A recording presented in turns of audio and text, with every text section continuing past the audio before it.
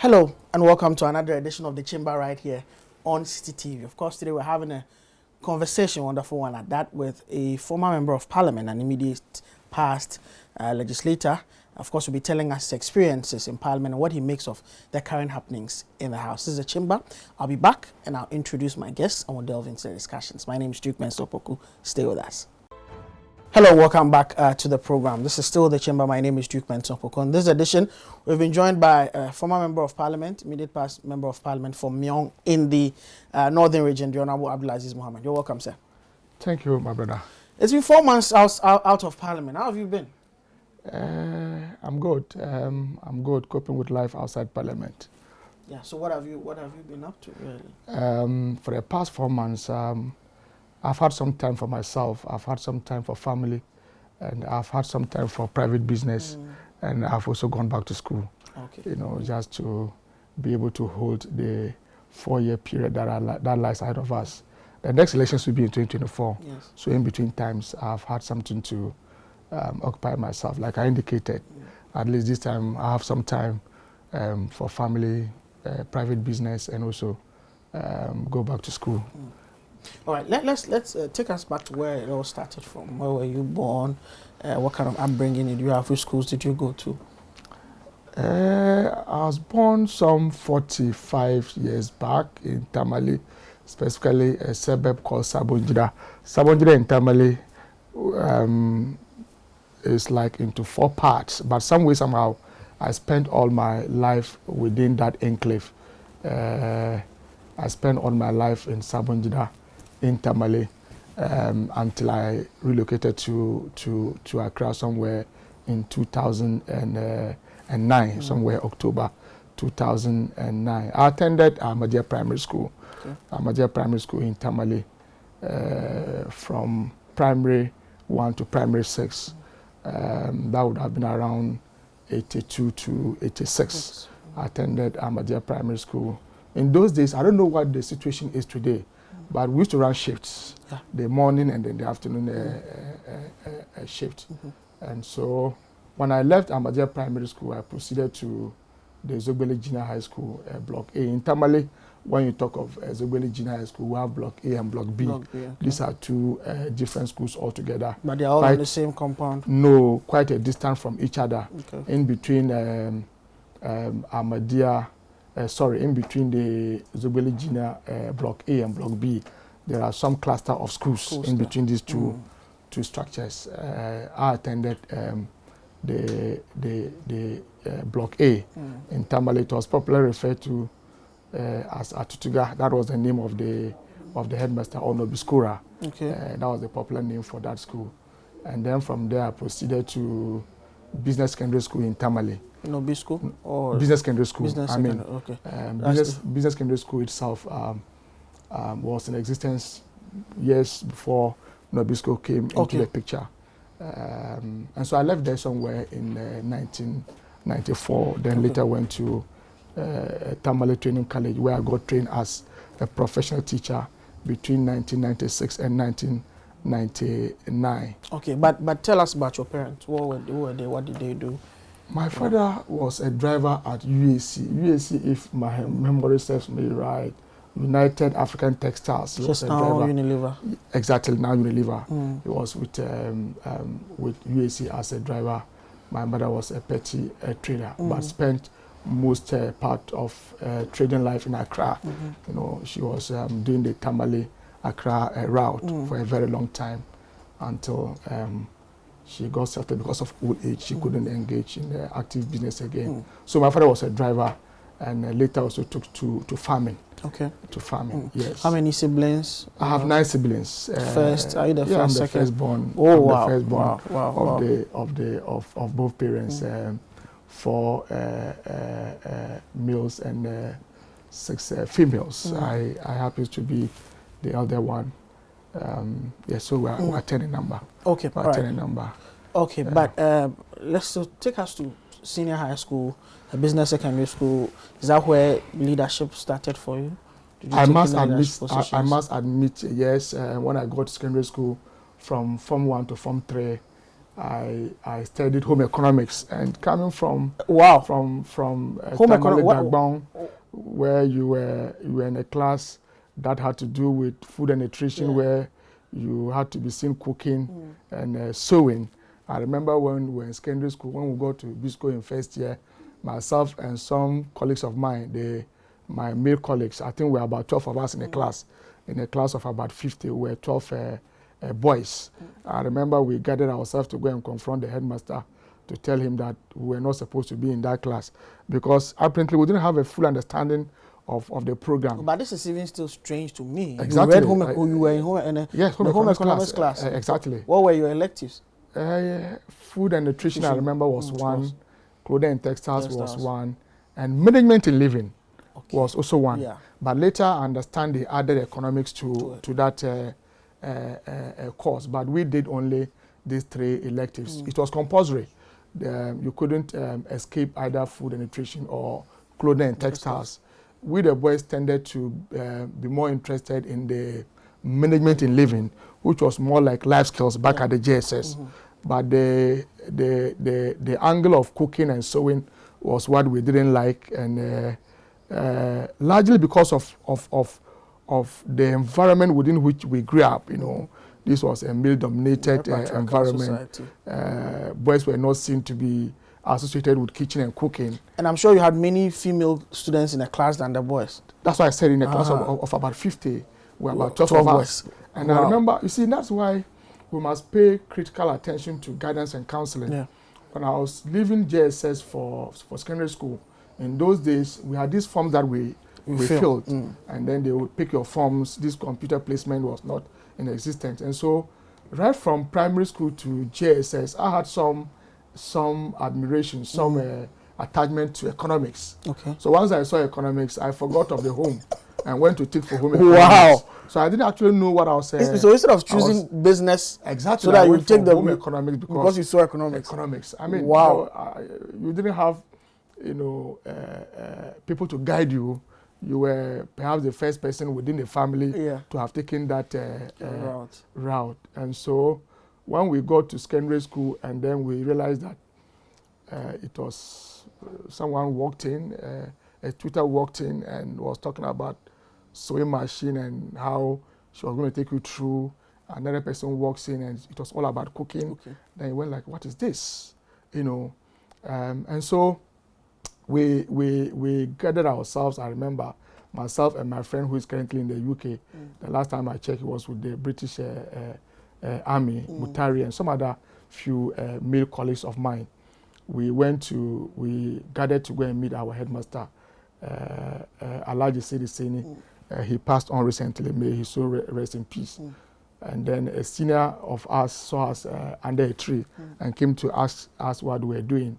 Then we said we were going to meet the headmaster to discuss the issue of our course with him, because we didn't think that we were going to fit into that class. And the mockery that even came with it, our colleagues from business school, I can imagine. Yes, the mockery that came with it.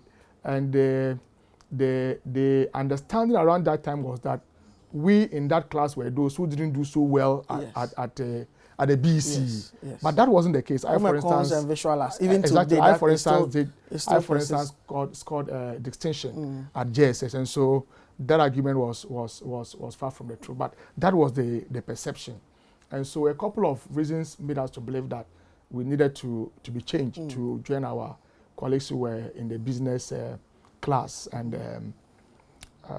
then when we met this senior met us, and we told him what we were planning. As first years, we didn't know much about the school, and we had heard a lot about our headmaster, such a stern person who would insist on the right thing to be done.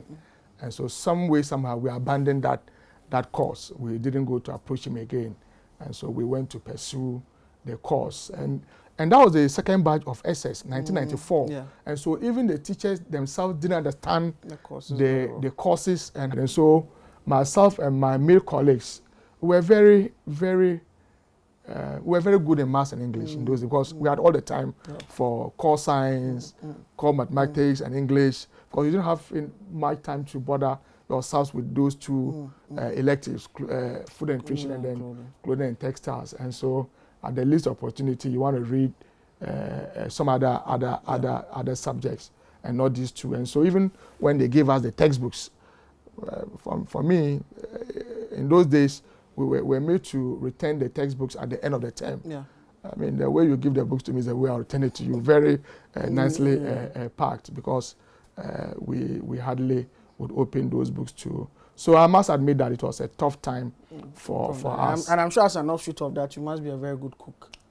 Or that one you also didn't. I must admit that I'm very poor when it comes to cooking, because my heart wasn't there. Right. It was just a matter of managing to pass your end of term exams and managing to pass at the end of your stay in the school, the external exam. And so that was it. But I must admit that our tutors did everything possible to get us into the course, to get us develop some interest into the course, but it wasn't forthcoming. And so some way, somehow, we managed to. And I remember when we were in secondary school, I became the health prefect in our final year. Okay. In our final year. And so from there, we moved to Tamale Training College. Moved to Tamale Training College, TATCO. Okay. Now TATU, I understand, where I did a professional certificate A program at TATCO between 1996 and 1999, and then later to Tamale Polytechnic that same year to pursue HND accounting. Okay. And when I was at Tamale Training College, I took the advantage to write some private exams, O-levels and A-levels. Okay. I did O-levels and A-levels in economics, Islamic, comments. You're still pursuing your love for economics. Pursue my interest out of school. So within a period of 6 months or so, I was able to study for my O-level exams in an entirely different course area. And I passed through, went ahead to register for the private A-levels, and I passed through. Then I was, when I completed training college and was teaching, I took the advantage to enroll at the Tamale Polytechnic to pursue HND accounting, in accounting, and finished somewhere in 2002. And I was still in Tamale teaching until I also enrolled for a top-up program with the University of Cape Coast for BCom, accounting option. Wow. And then no, you moved on from there. But what classes did you teach? What courses, what subjects did you teach? Or you were a form teacher, so you taught all subjects?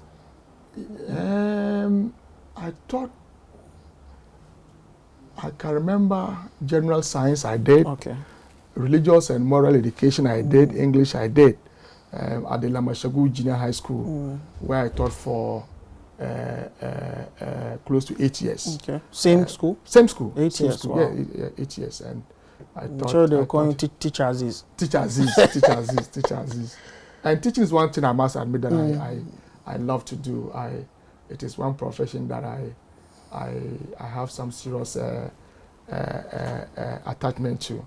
So I taught in Lamashagu JSS from 1999 to 2007, when I went to join the Ghana Danish Community Project in Dalong, GDCP, as an accounts officer, where I worked for some 2 to 3 years before I came to Accra to work with GIFEC as a finance manager for 8 good years. But let's tell us, to University of Cape Coast, your experiences there. Do you also take up any positions? We didn't have the opportunity because I was in Tamale and we were doing a top-up. Okay. We took advantage of their distance program, which was for, largely in those days, it was meant for those who were taking a top-up for a degree program. So I didn't have that campus feeling at University of Cape Coast. Yes, you went there a couple of times for some courses and for matriculation and graduation, but not on entirely on campus studies.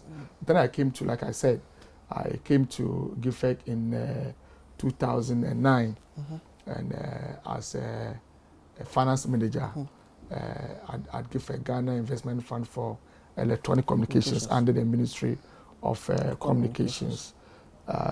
Then somewhere in 2010 or so, I went to study a postgraduate certificate in accounting and taxation at the Ghana Telecom University.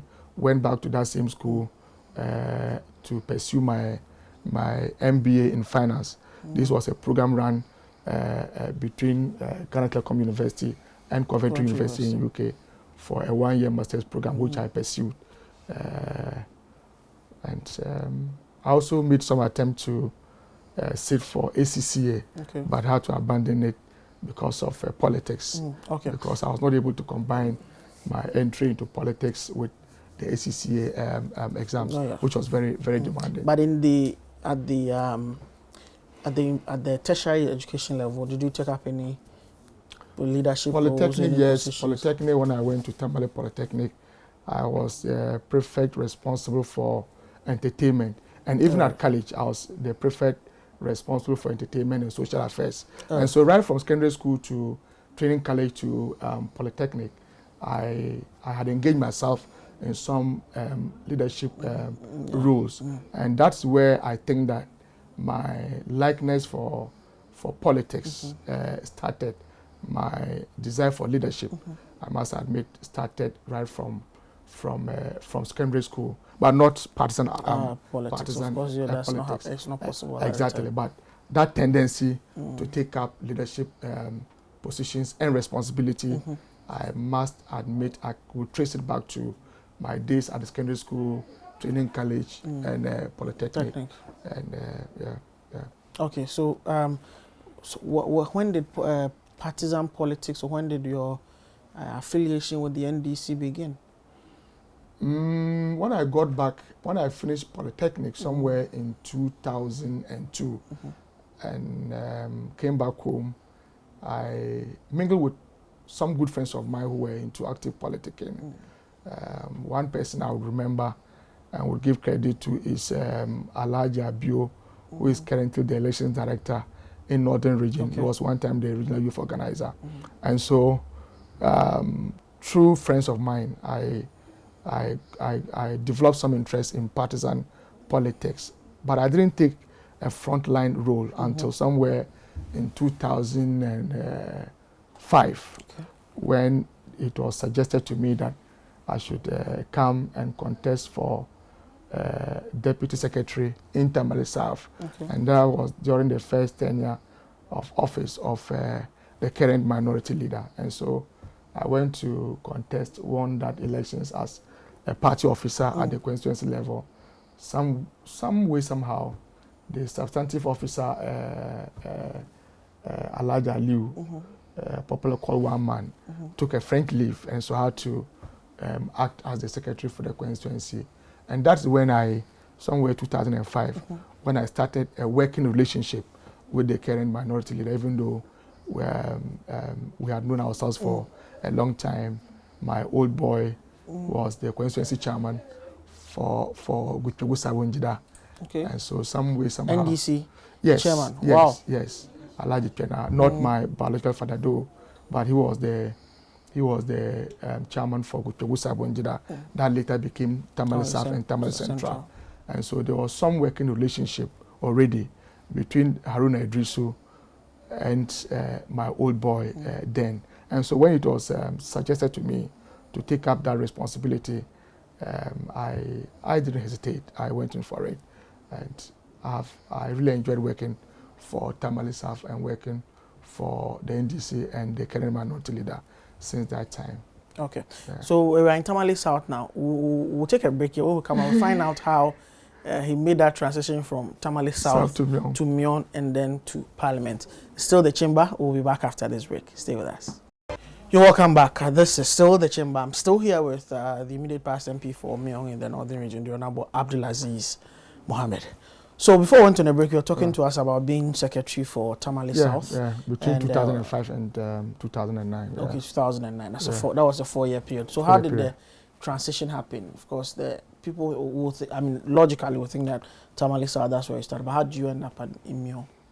Well, you see, when late President Mills won the elections in 2008 and assumed office in 2009, I must admit, I was still interested in occupying a party position, but it was suggested to me to move to public service as to some other roles instead of working for party, and I yielded to that. So I came to GIFEC in 2009, like I indicated, as a finance officer. But what really does GIFEC do? Let's branch a bit. GIFEC is an organization that exists, but people don't really know what you do. GIFEC is a government institution under the Ministry of Communications that is largely into bridging the digital divide between what we call the underserved or unserved and the served communities in respect of ICT. And so you would see GIFEC doing projects like CIC, Community Information Centers, that were virtually like ICT hubs in all the districts of this country. You know, they partner with the telecos, the telecom companies to extend coverage to very deprived areas of this country, because the telecos would not go to areas that are not financially attractive, of course, where the customer base is relatively small. But government has a duty to extend ICT and, for that matter, telecom services to these areas. And so we had a program called the CTF, Common Telecommunication Facility, where government through GIFEC would go and do the towers, the poles for all the telcos to come and do what we call co-location, to come and site their machines on that tower to be able to deliver a network. CIC, like I indicated earlier, even most of the e-projects of government departments and agencies were spearheaded by GIFEC. So that's basically what GIFEC does. Okay, so you went there in 2009? I went there in 2009, somewhere October 2009, as a finance officer. Later became the finance manager. I was there when I pursued my postgraduate certificate in accounting and taxation, and also my master's degree in finance. And so somewhere in 2014,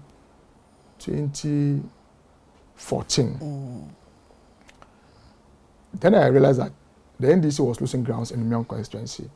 And that is my maternal, that's where my mother comes from.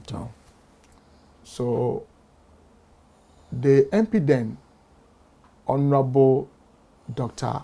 Ahmed Yakubu, who was also a deputy minister for Agric. Who was also the deputy minister for Agric under President Mahama.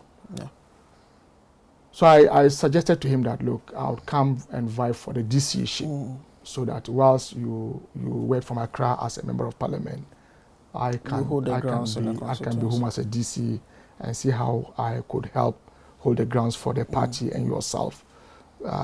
Because I realized that our numbers were really being threatened. 2004, we won with some 33 votes, if I remember. Then later 67 in 2008. So it wasn't a very, grounded constituency for the NDC. And because I had worked in Tamale South as a party officer, I had some experience that I could bring to bear on the political terrain within Mion. And this is my hometown. And so when I suggested that to him, it found favor with him. But some way, somehow, I didn't get to be the DC. And I then supported the DC, Honorable Makanda. I got some machines from GIFEC to support him, to be able to also support the government agencies within the Mion district. It was a newly carved assembly. And so later, I realized that I could throw in a bid for the parliamentary primaries, which I did. And remember in 2007, 2015, the NDC did the biometric, the light thing where everybody, every card-bearing member of the NDC was eligible to vote in that primaries. So that was a very tough one. In 2015, I ran that primaries with some other 6 people, including the incumbent MP then, Dr. Ahmed Yakubu, one Dr. Mawia, who is a medical doctor, a dentist, and some other 6 known, 6 other people. Myself added, making it 7. I won that primaries and later won the seat for the NDC. And this time around, it was with the largest margin, 6,000 votes difference, and that was good for me and the party. And then, unfortunately, lost a seat to the MPP in 2020 under very bizarre circumstances. I'm sure we'll come to that. We will come to that. But so this was the first time, 2015. Yeah, you contested for the first time. Exactly. And then you won. Yeah, I won the primaries and went ahead to win the main elections in 2016. Unfortunately, President Mahama lost that election in 2016. Okay. Yeah. So then, I mean, you came to Parliament in 2017, January 7th, you were sworn in. What were your first impressions of Parliament being sworn in? First term member, you had expectations, living, well, in my estimation, a very comfortable job as finance manager of GIFEC, and then deciding to do politics. You come in January 7th, you are taking your oath. How was it like? A sense of new feeling. I mean, you came to the realization that you had moved from a typical public servant to a real politician. You know, you were compelled to put on a new gown as a politician, to engage with constituents, with party, and your colleagues in Parliament, and to begin to learn the rudiments of parliamentary practice. You know, you would read Hansards, you would go and engage senior members on your side to be able to find your feet within a parliament. And so it was a new sense of feeling. You know, yes, I see Parliament as a public service job. I've always maintained that members of Parliament are public servants. Of course, elected public servants. And so sometimes when I see members of Parliament or the side trying to put us in some special arena, as if, yes, we are politicians, but we are first of all public servants. We are there to help in rendering goods and services to the larger community. Yes, at the policy level, but we are not private people. We are either a private person or a public person. Members of Parliament, in my understanding, and the way I carried myself was to portray myself as a public servant, of course, elected public servant. Was there anything that shocked you about Parliament? Was there anything that did not meet your expectations? Should be becoming a member of Parliament, walking in, being sworn in, taking your oath, and then now beginning to work as an MP? Not that much, not that much, except that there were instances where, because of the overwhelming majority of the majority side in the Seventh Parliament, there were bills and transactions that ordinarily, from my thinking, that should not have been passed by the House, that got passed. I mean, you were there and you saw a lot of deals that we cried about that eventually got passed, largely because our opponents had an overwhelming majority.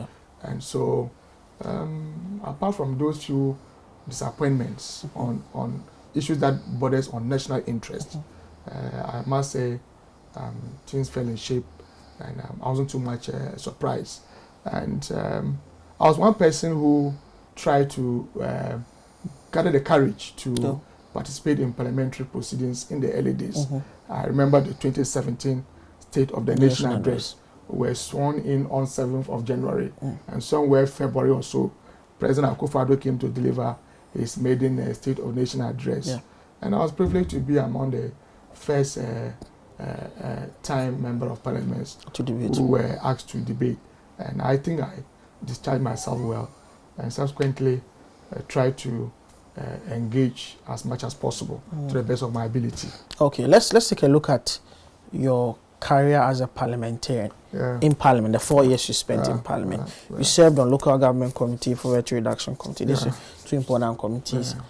What would you say were the high points of your career in Parliament, the 4 years, the high sides, the most things that you're very happy about? We're talking about your work as an MP in Parliament House, Accra. days that I had the opportunity to engage with ministers or deputy ministers on issues of national interest. You remember, you were in Parliament, you remember the issue of public judgment. Yes. The Judgment debts, yes. issues of public judgment debts Yes. that I picked up. The issue of the Anas expose on GFA. On GFA, yes. That related to the killing of Ahmed Swale, because I was trying to, draw the connection. Draw the connection, to draw attention to it. There were several other issues issues of. And you really took on the sports minister and the attorney general on that issue quite a lot. Exactly, the sports ministry. Even the issue that relates to the immediate past deputy minister for information. Yes. The visa racketeering issue. Those were issues that I happily engaged ministers and deputy ministers on. It was not just on issues of national interest, not just issues on judgment debts, expenditure on Free High School and policy direction, or bust issues. But there were issues that I also had the opportunity to discuss on the floor of Parliament that related to my constituency. Yeah. The poor road network in my constituency, the water issues in the constituency were issues that I had the privilege to engage on the floor of Parliament. The fact that Sang being the capital still have some water crisis year in, year out, that most of the roads in the Mion constituency are virgin roads.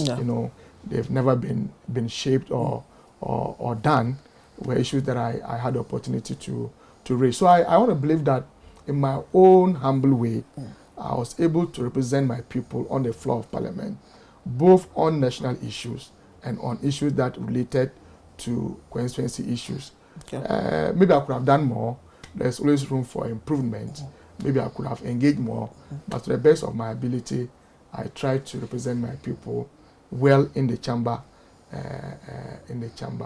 of Parliament. Of course, the parliamentary work is not just about what you say or what you don't say in Parliament, but it also matters whether you are able to advocate for your people. Because you see, even though we are lawmakers, Parliament is a lawmaking institution. When you go back to the constituency, you are identified more with development than lawmaking. For instance, you go to a community like Mbatanga, Palare, Nyanto, or Zakpalsi, they don't understand when you come and tell them that you raise issues on either judgment debt or Nyente cheese and expose on GFA. No, they don't. They want you to talk to them about their route that you just use to them. They want you to speak to the issues of their water, what we are doing to resolve it. In fact, they see MPs as agents of development more than lawmakers. And so I tried my best to represent my people. What about the low points as MP working in Parliament? You see, the issue of broadcasting bill has become very topical these days. This was a matter that I picked up, but that never saw the light of day because I had become worried about these so-called malams and juju on our national televisions. I was so much worried about these telenovelas that I think was corrupting the youth.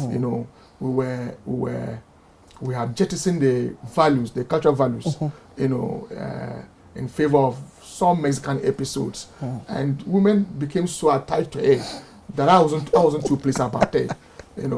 At a point you'd see even male lawyers come to sit on national television, analyzing, to pass commentary on telenovelas. And you ask yourself what was happening to the creative industry in this country and how we could use national policy. So is it that you filed a question on it, or you presented a statement but the speaker did not admit it? Exactly. I tried working on a statement that never saw the light of day. I tried doing a statement calling for a broadcasting bill somewhere in 2008. It was an agent stadium that I was pushing for. That never saw the light of day. The issue of the Tekwade girls too was a matter that I tried pursuing through emotion. That also never saw the light of day. So quite a number of them. Okay. Attempts that I made either through my leadership or the speaker, that for one reason or the other didn't find expression on the floor. In the chamber that I wasn't too pleased about. Okay, let's look at your constituency itself. Okay. You got the opportunity for 4 years. Yeah. Things that you drive by these days and can point to and say, these are things that I'm happy that I was able to do during my tenure of office. Your achievements, your high points representing your people in the constituency itself, away from Parliament.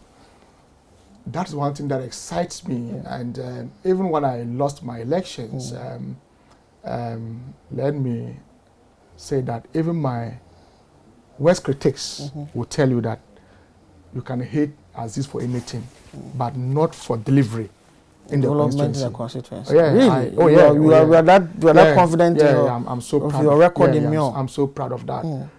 Even after losing my elections, when I look back what I was able to do within 4 years in opposition as an MP, and if I was to compare that to your predecessors, I can only say that I am more than satisfied. I'm unable to comment deeply on that matter because even the one I succeeded was an NDC MP. And so in an attempt to extol what you've done and to compare that to what you came to make would also mean that but at least tell us, trust give us a few. For instance, when you go to Sang is the constituency capital, there's a workshop, a skills training center that I did, because the issue of youth unemployment is a very critical one. And you just don't solve youth unemployment through lip service. You have to take concrete actions towards that. I am proud that one of the first projects that I did was to go to Sang and construct a skills training center. Got some people to train girls in sewing, and I brought someone from Kumasi to Mion. I rented him a place to live in, to teach them how to manufacture these simple sandals that we see in town. This is something that they could go and sell for some 100, 200 Ghana cedis. And I made sure that the labeling was done properly, made in Sang.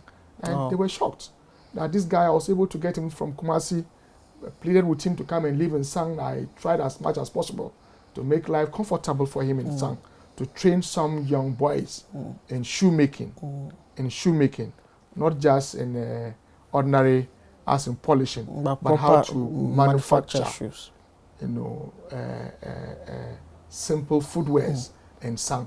And that is the way you deal with youth unemployment. You have to build their capacity. You have to equip them with some skills so that some 3-4 years to come, they can be on their own. They may choose to still do the peasant farming that they do on annual basis, but give them a regular, sustainable source of income. So when I drive through Sang and I see that workshop, I feel so happy that I was able to think of such an initiative so early, and I was able to see it through. I remember the current MP when he was still aspiring and trying to unseat me in one of the radio stations in Tamale, said that when they asked me what I did, he said, "Oh, there's this workshop he sees around. It's like some NGOs came to do it." And he was trying to take out that the fact that because he has seen the facility, so he can't deny it. So the only way to do was to purport that it was, look, I did that through my common fund, and the girls are there learning the sewing. Some of these girls, trust me, I don't even know them. When I started the project, I told the facilitators that this project is for Mion, is for the youth, not for NDC and not for the MPP. And so when you go there, you would see girls who are there learning who don't sympathize with the NDC. But you see, when you are elected as a member of parliament, you represent the entire constituency.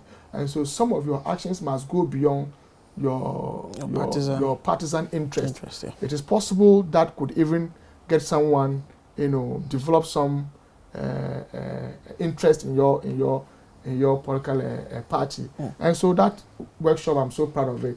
I'm so proud that I was able to lobby for the road from Pavia to Dabwani to be constructed with about 5 big bridges. This was a project that was started under President Mahama that I lobbied through the president himself then. And then he instructed the then Minister for Roads and Highways, Yunus Afusini, to initiate the process. And the works actually started under the NDC. It's about some 5 to 6 million Ghana cedis project. I'm also so proud that for the first time, an MP was able to use his common fund to initiate rural electrification in Mion. At least as I speak to you now, we have works ongoing in about some 6 or 7 communities. Sequoia, Boyele, Tua, Pukpalagu, Pomale, Nkwanta, Bachaboya. These are communities that are initiated and procured all building, all materials for us to extend power to these communities. Schools have been constructed, not pavilions.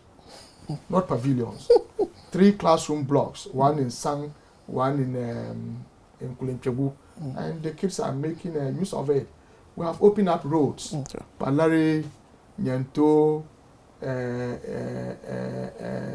Kayang, Malia, Tana. About 8 communities we've opened up their roads. These were virgin roads that we managed to open and reshape for them to use. Because at least, and even when I went to the constituency, trust me, you can do your fact checking. There was the constituency had a tricycle, Abuboya. Abuboya, as an ambulance. Wow. But at least I was able to procure an ambulance from Italy. That is now said before the one constituency, one ambulance came. Our ambulance was there working.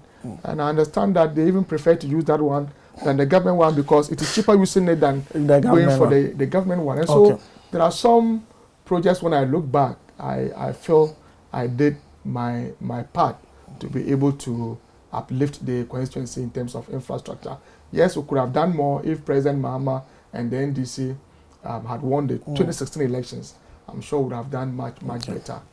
All right. On that note, we'll take another break. When I come back, we'll delve into how he lost that seat, the dynamics, and what the future holds for the Honorable Abdul-Aziz. We'll be back. You're welcome back. Still the chamber. I'm still having a conversation, interesting one, with the Honorable Abdul-Aziz Mohammed, immediate past MP for Mion. So, of course, you were touting your achievements, but then went to the election and you lost. And you lost by more than 5,000 votes, almost 7,000 votes. That must have been shocking. Very shocking. Yeah, very shocking, I must admit. I didn't see it coming. I lost my elections on Sunday, the Sunday to the Monday. 24 hours I was before. very confident. 24 hours before. I was very confident. Because we noticed that for about 6 months we were not in Parliament. Probably in the constituency campaign. I together with my executives and other party sympathizers, we did everything to retain the seat. But like I said a day after the election, we worked, we campaigned, and we prayed, but the will of God prevailed. I've seen some few, party people try to take an issue with me. I mean, why would we go and lose my seat? And I go like, for goodness sake, if I had won that seat, if we had retained that seat as a party, I would have been the primary beneficiary. And so I'll be the last person to have done anything that would have led to our defeat. It's a safe seat you let go. If you say let go, I understand. But like I indicated, if I had retained the seat, I'm sure the pay slip would have been in my name. I would have been the primary beneficiary. But like I said, you can only do what you can do as a human being. That's why I said we worked, we campaigned, and we prayed, but the will of God prevailed.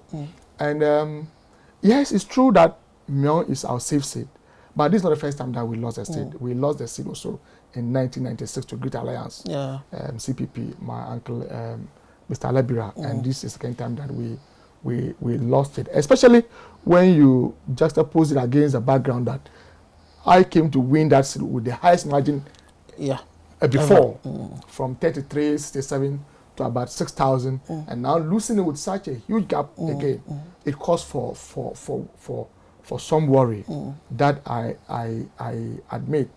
But you see, that's why the party would have to take some research and some action in some constituencies. My failure to retain the seat was partly as a result of internal crisis. Really? I'm sure you are aware that as we speak today, my constituency chairman has been suspended. Yes. If you have a constituency chairman who is supposed to lead the charge, you can't do anything behind him. In fact, he was made the campaign coordinator for the constituency. Whoa. And this, I should not have said this because he is not here to defend himself, but to the extent that the regional executive committee have found ample evidence to suspend him, tells you the gravity of the sabotage.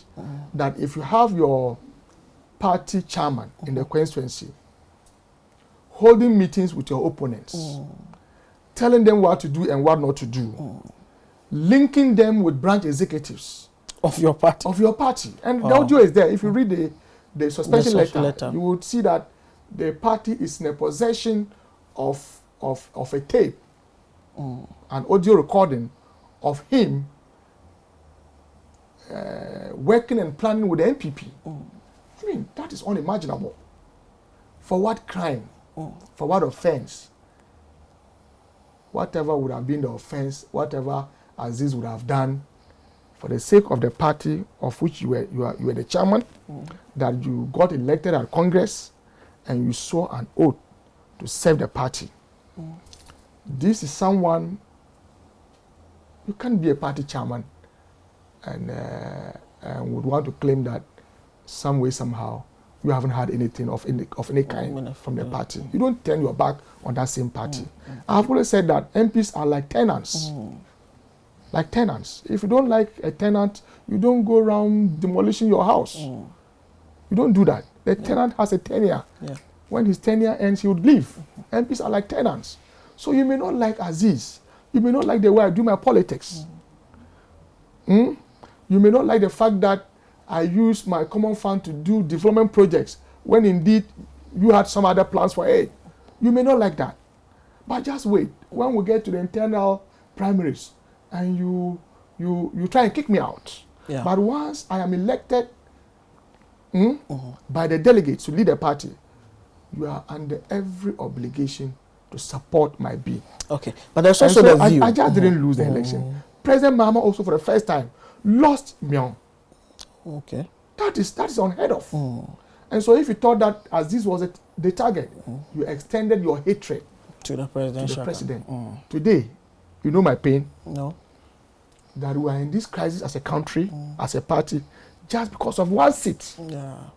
Just one seat. You can imagine if we are retaining Mion, the configuration, the dynamics in parliament would have been different. But this would have been the majority leader. But the argument also is that what happened in Mion is symptomatic of a larger malaise that happened in the Dagbon area in the northern region. So Karaga went, of course Mion also went. There are other places that were also retained, Nantong, Tolong, Kushewu and all of that. What happened to the NDC in Dagbon? We need to undertake Has it got anything to do with the successful resolution of the problem, the Dagbon issues by President Akufo-Addo and the MPP, which the MPP took, made a lot of political capital out of? Akufo-Addo at the least opportunity wants to take credit for the seeming resolution of the Dagbon crisis. And that's what we are buying into. In any case, who caused the problem in the first place? The same MPP government. And all the structures that he came to meet, the construction of the policies, the roadmap was there. He only came to inherit a roadmap that everything crystallized under his watch, and he. That one I give credit to him. But you see, when you want to take credit for resolving the Dagbon crisis, how did the crisis itself emanate? But did that have anything to do with the? But let's get back to the massive loss of the Dagbon issue. I think that the NDC needs to pay some attention to northern regions, specifically the Dagbon enclave. I'm also aware that the level of vote buying that we witnessed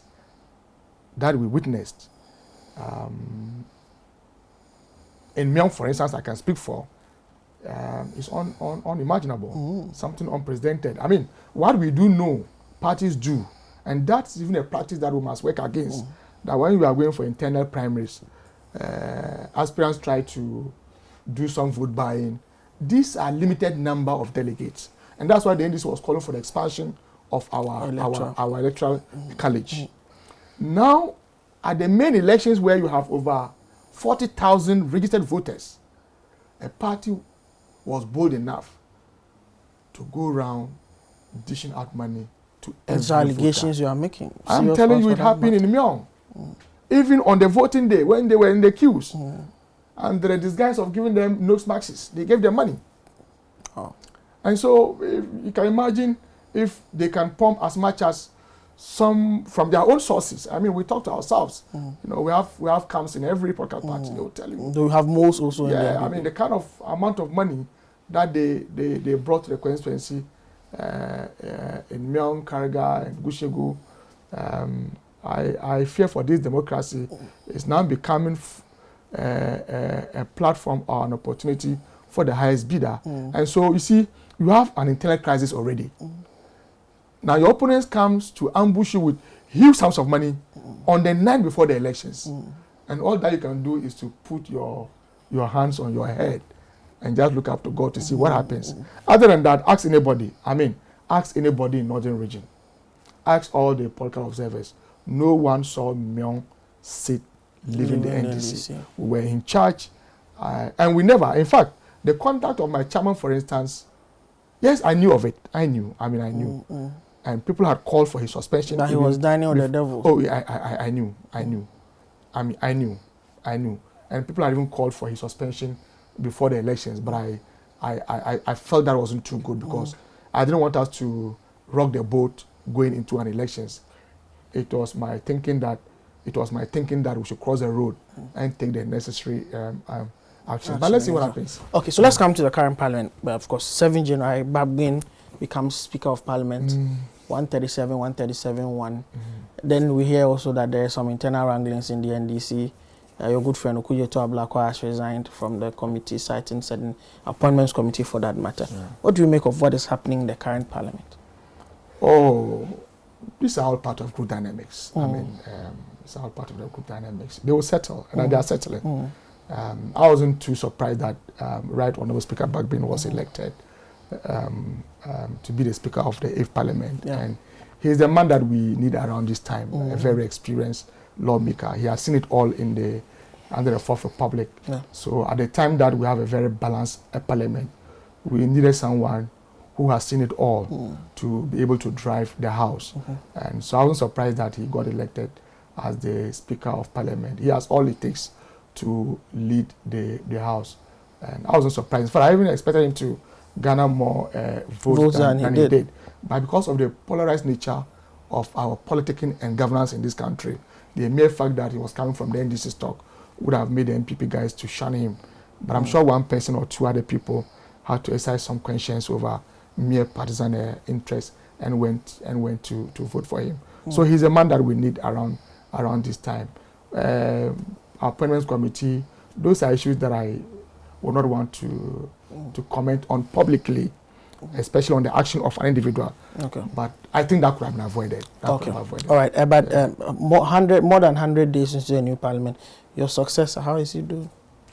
That is rather an issue I'd want to leave to you. Go and engage him. You will know what he's made up of. I want to give him the space to operate. I had 4-year period to operate as a member of parliament. I would not want to be seen criticizing him too early in the day. In fact, I have had the calls to call people, some of the party boys who would make some commentary on social media. I've called them privately to say, bro, tone down, it's too early yet. Let's see how he will progress. And we would hold him and the MPP to account. But I've had calls to tell people to tone down on him, even in social media. But 4 months, go and if you engage, I'm sure you know what he's made of, and you can tell whether Mion has made a good substitute or a bad substitute. That would not be for me to say. Okay. we know it's only God or Allah who knows what the future holds, but any plans to go back to the seat? No, for now, like I indicated earlier, my attention is on school and private business. My interest in Mion now, that I can hide, is that we would want to do everything humanly possible to reclaim that seat. With or without Aziz, we need the seat back. And so I have not actually given any serious thought to me going back to Parliament. It mustn't be a do or die affair. I mean, we still have some 2-3 years ahead of us. Let's see how things would pan out. We would watch the constituency, we would watch his performance, and all these things would inform our next decision. Last question. Married, any kids? Oh, yeah, I am married with 2 beautiful daughters. Now, my wife, who has been very supportive, very patient, and tolerates me. We have 2 daughters, Ikram and Iman. Okay. All right. Okay. So on that note, we would wrap up today's discussion. Very interesting. I've had with me the Honorable Abdul-Aziz, Member of Parliament, former Member of Parliament for Mion in the northern region. My name is Duke Mentopoku. Same time next week, we'll be right back on this channel. Keep watching City TV for the very best in programming.